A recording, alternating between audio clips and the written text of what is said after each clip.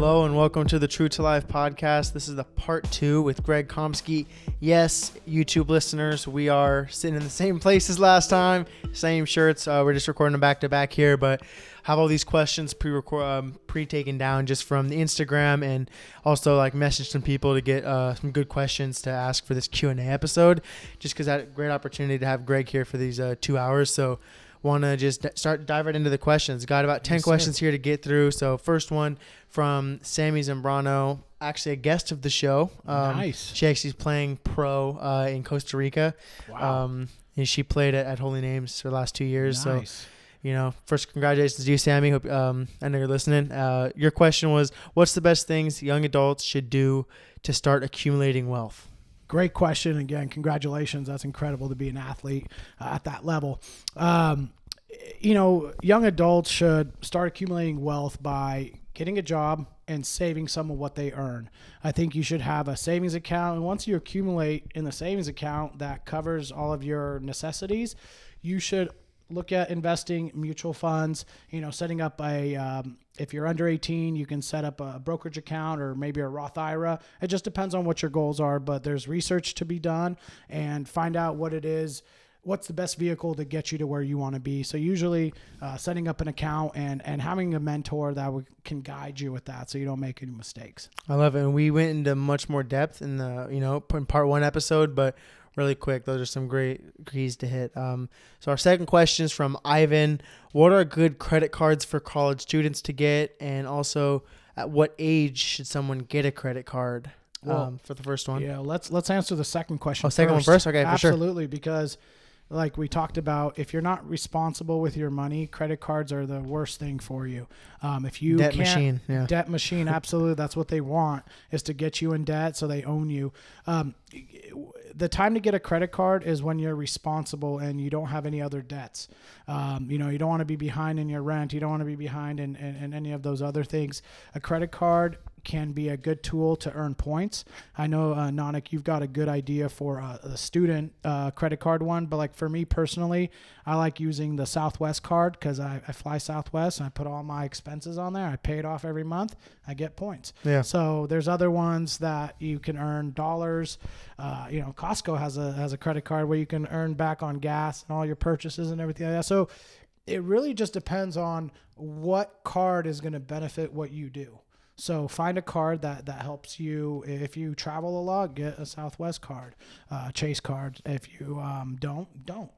Yeah, for me, I use the Discover Student Card. Gives you anywhere from like 3 to 5% back on certain things. Like, for example, for 1 month, it'll be you get like 5% back on restaurants, and then you get 5% back on stores and stuff like that. Like Target, Walmart. Sometimes you get like Amazon, like coupons sent back to you, stuff like that. So you get some money back that way, and you get like a nice line of credit depending on the information you put in. I think also a good tip for newer people that aren't experienced with credit cards, get a secured credit card. Now, what is that? A secure credit card is, let's say you put in $500 in your bank account. That secure credit card already has the money to pay off your maximum amount, your credit limit. So that way, people make mistakes. I maxed out a Macy's credit card when I was 18. Everybody does it, which is not the best advice, but don't max out your card. But having a secure credit card is going to have that money there so you don't get your credit ruined before you even get going. Yeah, so that's a great way to not fall into the debt of a credit card, but still building your credit score. Side question that I'm just going to add here. Why is credit a good credit? No, I'll take a step back here. What is good credit, and why is a good credit score important? Oh gosh, credit is your ability to pay your debts. So when you're buying a car, when you're buying a house, they're going to look at your credit card or your credit history. It's very important. And also another tip I just thought of, if your parents have a credit card and you're under 18, have them put you as an authorized user, because you're able to build your credit before you're 18. Because when you're 18, you have good credit, but you have no credit, right? You have no history. So it's important to build that good history, and that's what creditors look at. If you're going to buy a car and they say, okay, Nanik, you know, I see that you pay all your credit cards off. You've got perfect payment history. You're revolving credit, which means, let's say you have $1,000 limit. It's not at $900 every month. It's at $200 or $300. Your income to debt, they're going to look at that. So don't spend too much money. Don't have big balances on your credit cards. Try to pay them off every month. I mean, as long as you're paying things off, you're going to have a somewhat good credit score. I don't know what that 700 to 800 range. I mean, if you're once you get older, because it's also like the length of time you have a credit card is important. I mean, for me, only having one credit card right now, when I look at like my score, because it gives you like a free like FICO score read on your card, and for me, I've only had my credit card for what is it, like 8 months or so, or 9 months. So obviously that's going to be one knock. I haven't had it for that long, so it's also like everything is time. Is the longer you have it, the more proof that you've been able to pay things back over time. And I couldn't say it better myself. That's exactly it. Anything else to touch on credit cards? Because there was some just more in general, like, is it important for houses, cars, basically things that you're going to be buying? It's going to be important. At what age should you start getting that credit card? At whatever age you're responsible. Yeah. Like I said, if you're under 18, you know, maybe going on your parents' credit card where you're an authorized user, so you can start practicing. But then you have your parents that kind of reel you in. Hey, you know what? You spent a little bit too much. Do you have that money? Oh, no, I don't. Okay, well, next time, don't do that. Yeah. So kind of having some training wheels on there as well. But really, it's don't have too many credit cards, right? When you get to that age and, oh, hey, look. You start signing up for like. You start signing up for everything, yeah. And what they're going to see is like, oh, man, yeah, he doesn't have balances. Well, he doesn't use those cards. He doesn't. He has all these cards open, so it's potential credit, but he, you know, so that's don't do good. Too many of them. The other thing too, if you're trying to build credit, you know, get a secure credit card like we talked about, where the money's up front and you already have that money if you need to pay it off. But buy a pack of gum and pay it off. Go buy like little small things. Buy a Gatorade and go pay it off. You know, and it's kind of, you know, credit card companies, they want to see you pay interest to know that you can pay it off, but they want to get you in debt so then they can get money from you. So it's a teeter-totter, you know, it's you just got to be responsible with it. It's a slippery slope there. Absolutely. So next question from Yash Patel. How do I get started in personal finance? He says that I know finance is a necessity for adults and I don't want to fall behind. So the fact that he's even asking that question is great. Like we talked in our previous podcast here, you know, there's so many resources online. You know, go read a Dave Ramsey book. Go read about Warren Buffett. Get yourself a mentor, somebody you trust, someone that has been there, that has done that. Whether it's a parent, an advisor, a teacher, you know, somebody that can help you. I remember when I was in high school, my econ teacher recommended a book. It was you know, investing for kids, you know, kind of like dummies or whatever, investing for dummies. But just reading that. But there's so many resources available those online. Books. Yep. As opposed to just scrolling and getting all this stuff. Yeah, and don't careful about social media, because everybody's got those get rich quick schemes. Oh, just start a page and you're going to be the self-help gurus out there. Exactly. So somebody who's been there, who's done that. Yeah.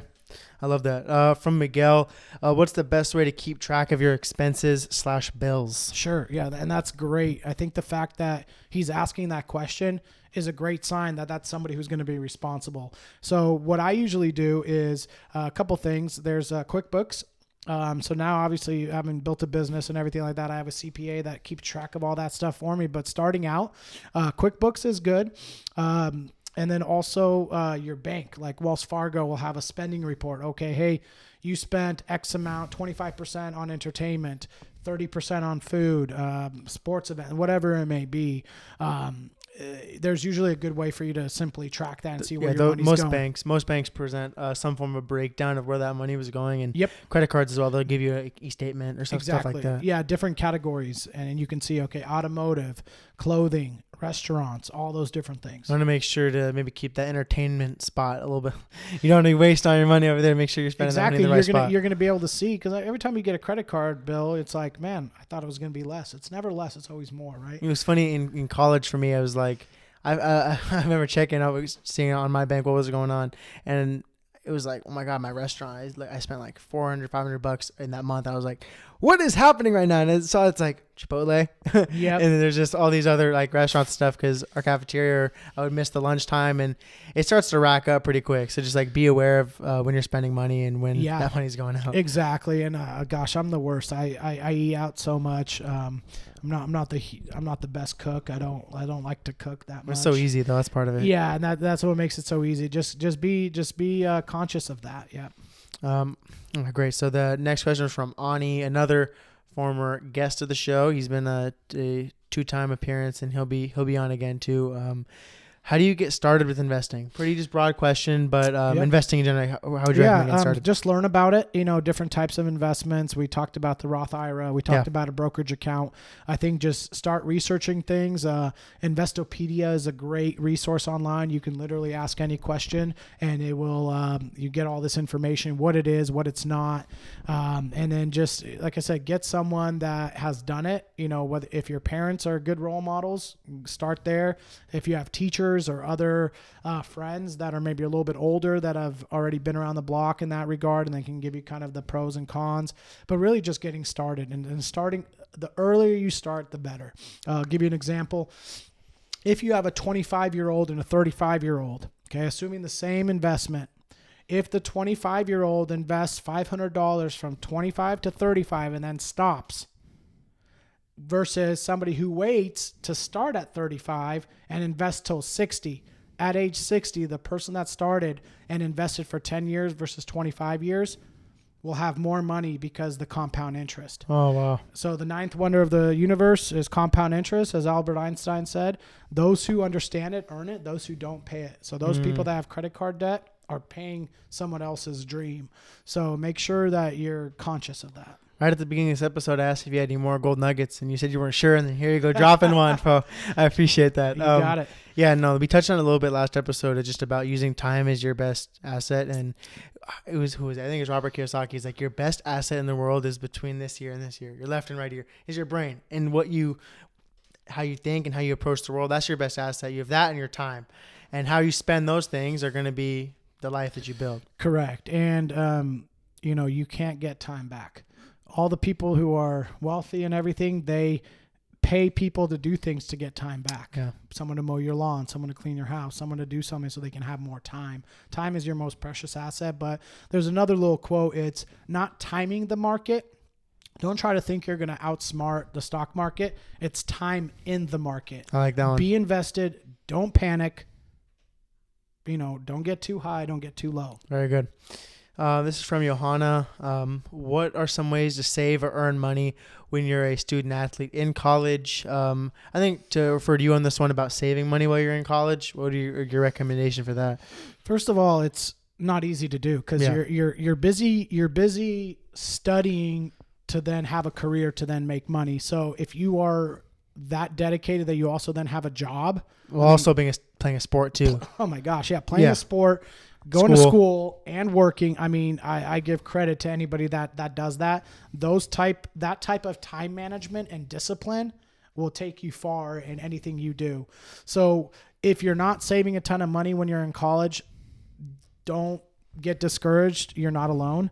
I think if you can just be smart about it, maybe going in on a Costco trip with some of your roommates or some of your teammates, something where you could lower your costs for the things that you buy, going home and eat at your parents' house or eat at find ways where you can do what you're trying to do more cost effectively. And maybe instead of going out to eat every day, maybe you save that money and you pack yourself a lunch. And think about it. If you don't go to Starbucks, that's $5 a day. Right? $25 every Monday through Friday. I mean, that's $100 a month. Yeah. So just those different little things, make your coffee at home, so what can you do more cost effectively, I think is a good way to look at that. Also, I think that it would be just committing to put some amount away, preferably putting some amount away in those investment resources that we talked about. But even if it's the best you can do, just putting that money away in your savings, just start. Because I feel like a lot of education around money is just put money in your savings account, where for me, I'm learning is you're losing money if your money's in a savings account. But if that's all you can do, that is okay when you're young, right? Yeah, and that's a great point. I think that if you don't even have a savings account, don't worry about investments. But when you take it to that next step where you already have a savings account for your rainy day, hey, my car broke down, I need a new pair of shoes, or whatever that may be in your world. If you already have that covered, then you can go to that next level. Yeah. And then to add on to the second part of the question was earning money while you're a student athlete. I would say to leverage the fact that you are a student athlete, just whether it be coaching, training, during the off season, what things you can do that in your area. For basketball, for example, for me, it's like I try to ref during the summer sometimes, or coach leagues, train. Those are easy ways to kind of leverage being a student athlete. Just because I find it hard to, work at like a Dutch Bros or a Starbucks or a Pete's, while also in season. Like that's just going to be tough. Yeah. My hat's off to you if you're able to do that while you're in season and during the year. Or that's something you just do in the off season, but yeah, try to get some money in one way or the other. Well, I love what you said about, using what you're already good at. You already have access to a basketball court. You already have all the skills that have put you to be a collegiate athlete. I mean, that's incredible in its own right. Hey, I'm going to do skills training. I'm going to coach a basketball camp. I'm going to coach a AAU team or whatever it is that you can do. I think that is compounding on the skills you already have without, think about how hard it is, to your example, working at Dutch Bros. Oh, hey, I'm sorry, I can only work 3 hours this day, 1 hour that day. I mean, your availability. It's terrible. Yeah. And you're making minimum wage. So a lot of times if you can, make money and, government's going to hate this, but work for cash. No taxes you have to pay there, right? Yeah. I mean, hey, if you can have people, pay you cash and for that time, that's going to be a lot better for you. Absolutely, especially if I think the limit's like something like 12,000 over the year. Just making a little bit of money here or there. I mean, it's sometimes what you have to do in that period during college. Yeah, highly recommend. Any ways you can get some type of money in, put it away, invest it. Very important. Next question I got for you guys is from Callista. What is the best advice on budgeting while in college? We kind of touched on it a little bit. Any other little tips for budgeting? Yeah, maybe look to save, 10-20% for a savings account, and then investments, and then, divide up your earnings so that way you are having some fun, but you're not spending all the money. Always, whatever you make sure you're saving something. 10-20% is a good starting spot. I like that. From Coach Be Real, shout out Coach Be Real. He was the first guest on the show way back when I started, what was it, like 6-7 months ago. So really cool. He's put a question in here for us. How many streams of income do most financially successful people have? What a great question. Loaded Coach. question. What a great question, Coach.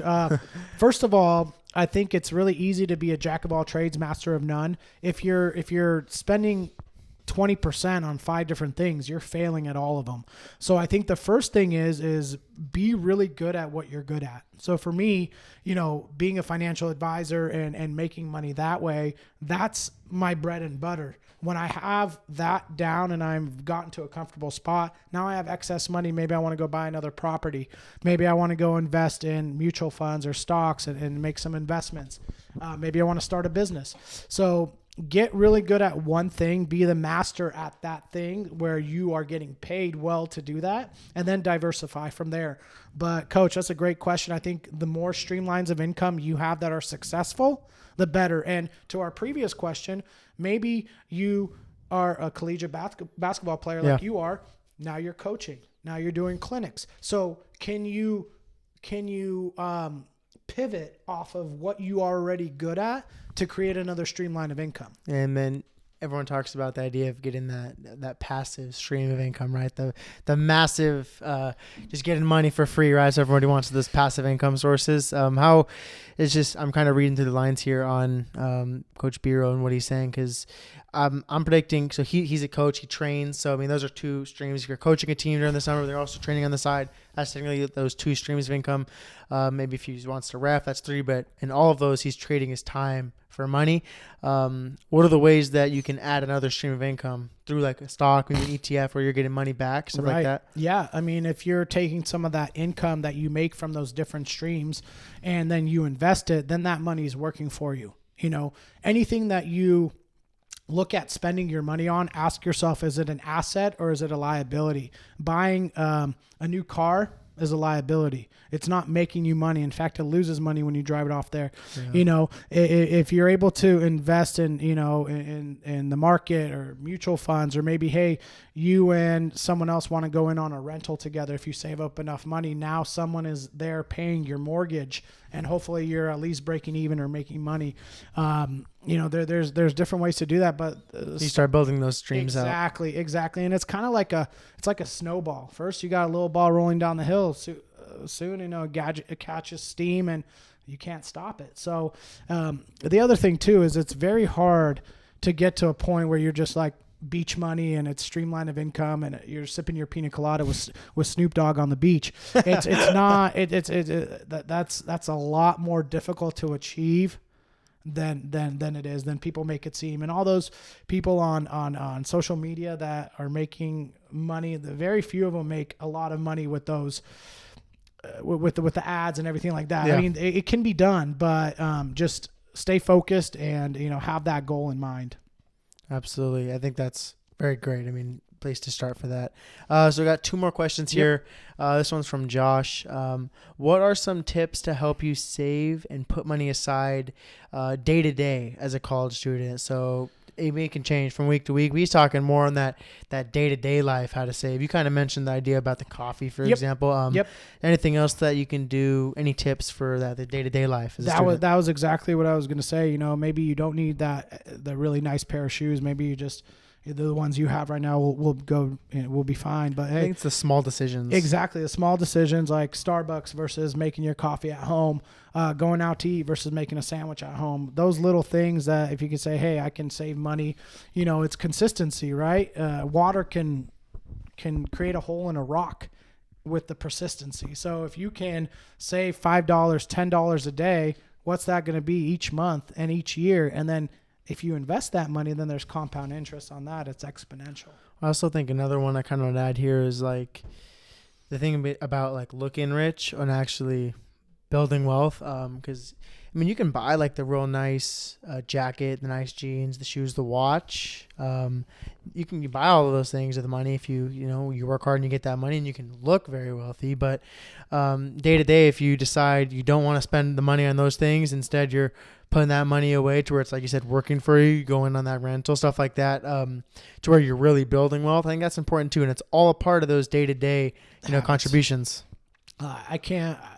What you said is perfect. Like if you look at all the really wealthy people in the world, you look at Zuckerberg, you look at Elon Musk, you look at Buffett. I mean, those guys live so conservatively. Buffett, I think, the only thing he splurges on is McDonald's.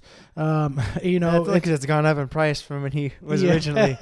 I mean, but to your point, can you wear a pair of shoes that's $70 versus $300? Can you wear a jacket that still looks nice and you still look put together, but maybe it's not that name brand? Yeah. It does. And that's a great point. Who are you trying to impress?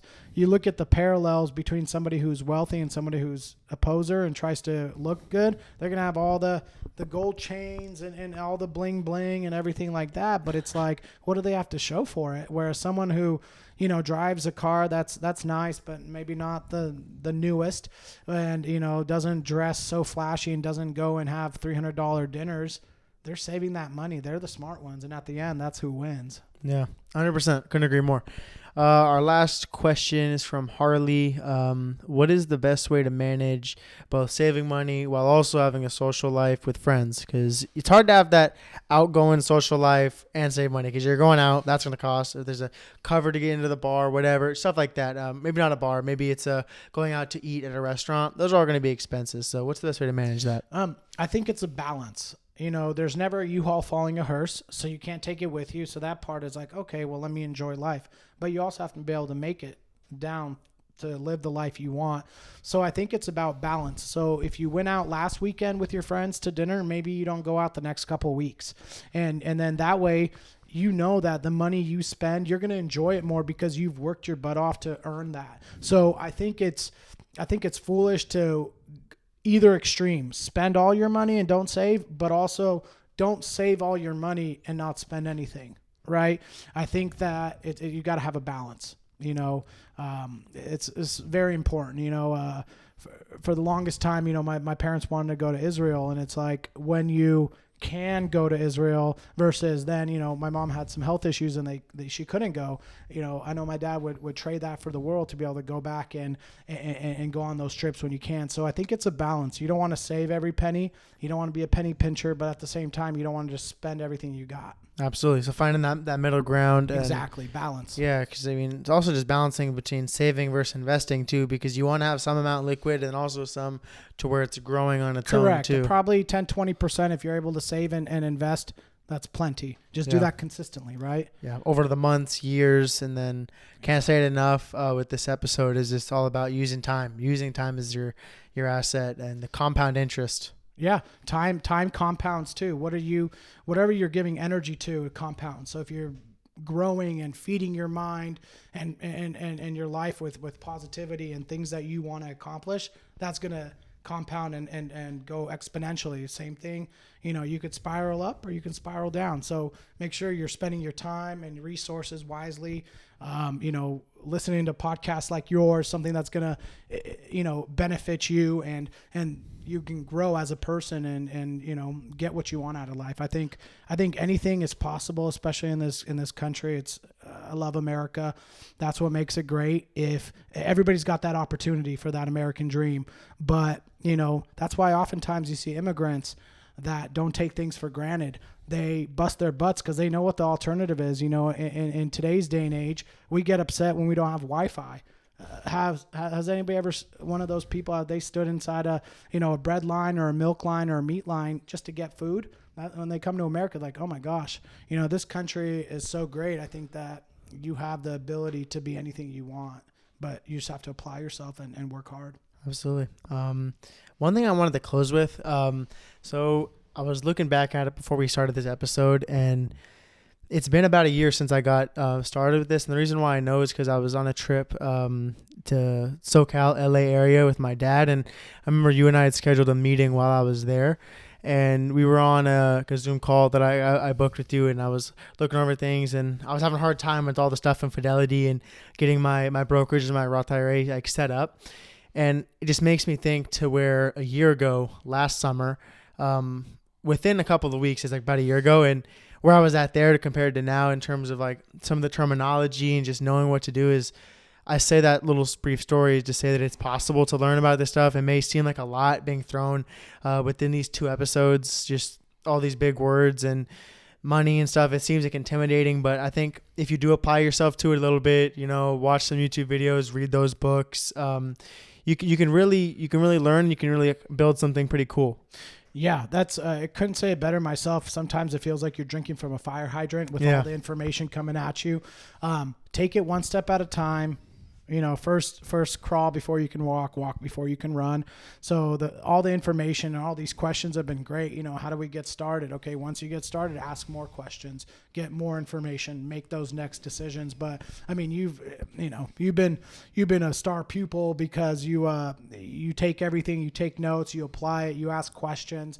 Some more advice is don't be afraid. Don't be scared. I remember how intimidating it was trying to open up a first account or anything like that, but it's possible, and you just have to put in the work and you have to believe. So mindset, your attitude is everything, and just kind of go from there. No, it really is. And I mean, just get started. Even as soon as you listen to the episode, shut it down, open your computer up, get that Fidelity account, and just explore and figure it out. I think that's my best advice is start now, wherever you're at. If you haven't already, get it going. I mean, if I can help in any way, please reach out either to the show, to myself. Really excited, but I was able to bring this content.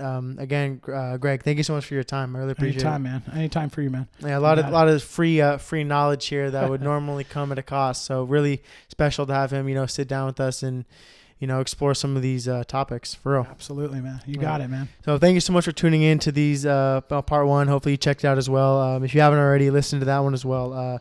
This Q&A was great. Thank you everyone who submitted questions and people that are interacting. I mean, that really makes it all worth it to be able to get that engagement. Hope you guys are listening. Hope this episode helped you in any way. So thank you so much, and talk soon.